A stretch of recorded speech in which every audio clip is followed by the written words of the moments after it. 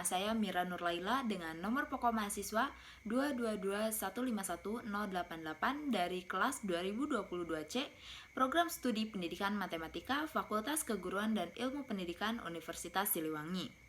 Pada video kali ini, saya akan memaparkan soal dan jawaban UAS Filsafat dan Sejarah Matematika yang diampu oleh Bapak Dedi Nurjamil, Doktoranders Magister Pendidikan.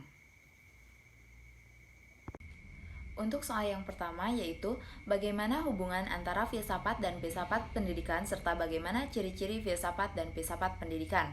Nah, menurut pendapat saya, antara filsafat dan pendidikan terdapat hubungan horizontal atau memanjang ke samping, yaitu hubungan antara cabang-cabang disiplin yang berbeda satu dengan yang lainnya, yang merupakan penerapan ilmu pengetahuan di bidang kehidupan, yaitu ilmu filsafat dalam menyesuaikan masalah pendidikan dan pengajaran. Filsafat pendidikan merupakan pola pemikiran atau pendekatan filosofis untuk masalah pendidikan dan pengajaran. Kemudian, filsafat pendidikan menunjukkan hubungan vertikal atau naik ataupun turun dengan cabang pendidikan lainnya seperti pengantar pendidikan, sejarah pendidikan, teori pendidikan, pendidikan komparatif, dan filsafat pendidikan. Hubungan vertikal ini adalah hubungan antara tingkat penguasaan dan pendalaman kelompok pengetahuan serupa. Oleh karena itu, filsafat pendidikan sebagai salah satu cabang ilmu yang difokuskan pada penerapan pendekatan filosofis ke bidang pendidikan dalam rangka meningkatkan kesejahteraan kehidupan manusia.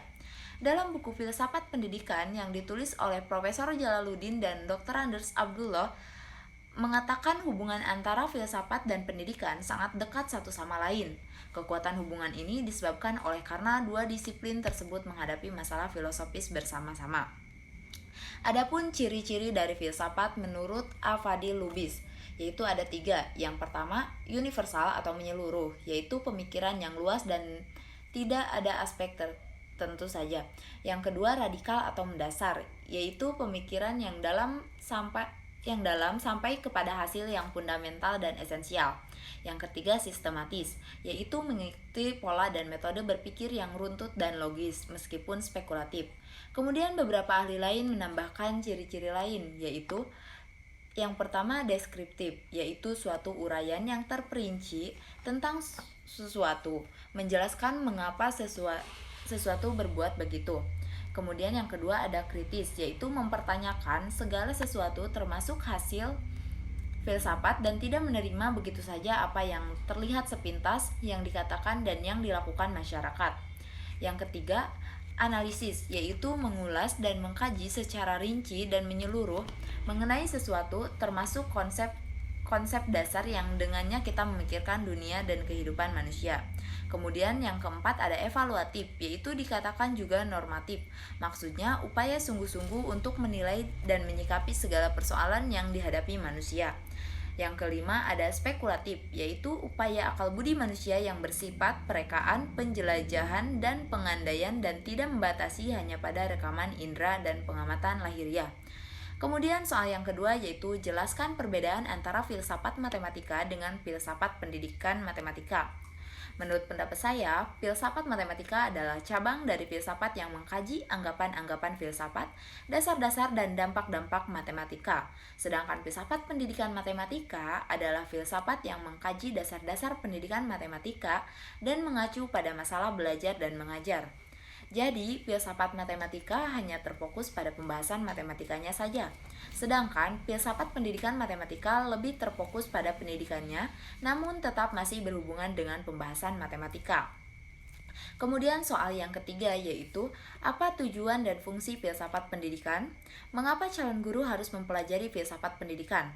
Menurut saya tujuan dari filsafat pendidikan yaitu membantu menemukan masalah-masalah pendidikan dan sekaligus memberikan cara untuk mengatasinya. Kemudian memberikan informasi yang komprehensif, mendalam, dan sistematik tentang hal-hal yang harus dipertimbangkan dalam merumuskan dan mendesain konsep pendidikan. Kemudian memberikan dorongan bagi dilakukannya aktivitas pendidikan yang disebabkan karena memiliki pengetahuan tentang sesuatu yang sistematik, mendalam, dan komprehensif tentang masalah-masalah yang berhubungan dengan pendidikan. Dan yang kemudian memberikan informasi tentang proses pendidikan. Adapun fungsi dari filsafat pendidikan. Yang pertama sebagai fungsi spekulatif, yaitu berusaha untuk mengerti keseluruhan persoalan pendidikan dan mencoba merumuskannya dalam satu gambaran pokok sebagai pelengkap bagi data-data yang telah ada dari segi ilmiah. Kemudian yang kedua ada fungsi normatif, yaitu menentukan arah dan maksud pendidikan, terlihat dari adanya rumusan visi, misi, dan tujuan pendidikan. Kemudian yang ketiga ada fungsi kritik, yaitu memberikan dasar bagi pengertian kritis dan rasional dalam mempertimbangkan dan menafsirkan data-data ilmiah. Yang keempat ada fungsi teoretis, yaitu memberikan prinsip-prinsip umum bagi suatu kegiatan praktik dalam dunia pendidikan. Nah, seorang calon guru harus mempelajari filsafat pendidikan agar kelak ketika sudah menjadi seorang guru akan tahu dan paham tujuan dari ia mendidik untuk apa. Selain itu, dengan mempelajari filsafat, guru akan melakukan berbagai upaya untuk keberhasilan proses pembelajaran yang ia lakukan. Karena pada dasarnya peran guru tidak hanya menyampaikan mengenai materi secara umum saja, namun guru juga harus mampu memastikan bahwa siswa benar-benar paham dengan apa yang guru tersebut sampaikan.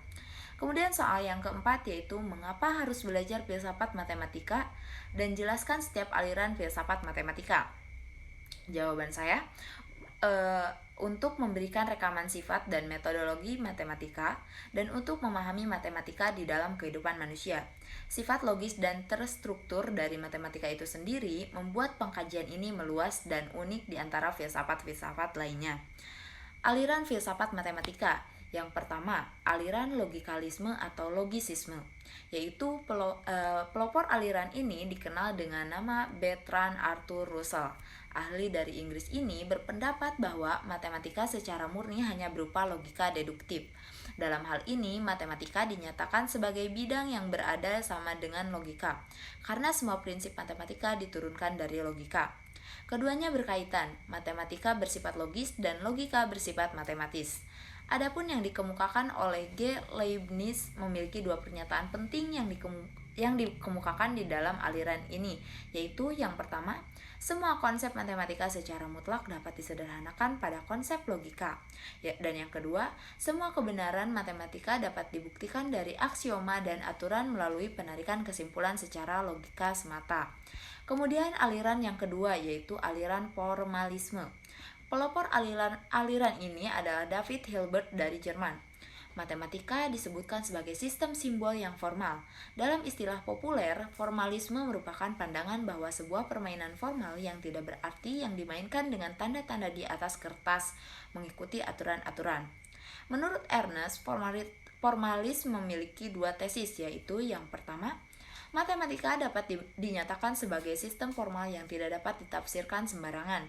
Kebenaran matematika disajikan melalui teorema-teorema formal. Kemudian yang kedua, keamanan dari sistem formal ini dapat didemonstrasikan dengan terbebasnya dari ketidakkonsistenan. Kemudian aliran yang ketiga yaitu aliran intuisionisme. Pelopor aliran ini adalah Ludwig Ignatius Jan Brouwer dari Belanda. Ia berpendapat bahwa matematika suatu kreasi akal budi manusia. Intuisionis menyatakan bahwa objek segala sesuatu termasuk matematika keberadaannya hanya terdapat pada pikiran kita, sedangkan secara eksternal dianggap tidak ada, sehingga matematika merupakan salah satu bentuk nyata pemikiran manusia. Kemudian soal yang kelima yaitu bagaimana filsafat bisa menjelaskan hubungannya dengan matematika. Jawaban saya, filsafat dan matematika memiliki hubungan yang erat, antara lain filsafat dan geometri lahir pada masa yang sama, di tempat yang sama dan dari ayah yang tunggal, yakni sekitar 640 sampai 546 sebelum Masehi di Miletus, dan dari pikiran seorang bernama Thales. Kemudian matematika tidak pernah lahir dari filsafat, melainkan keduanya berkembang bersama-sama dengan saling memberikan persoalan-persoalan sebagai bahan masukan dan umpan balik.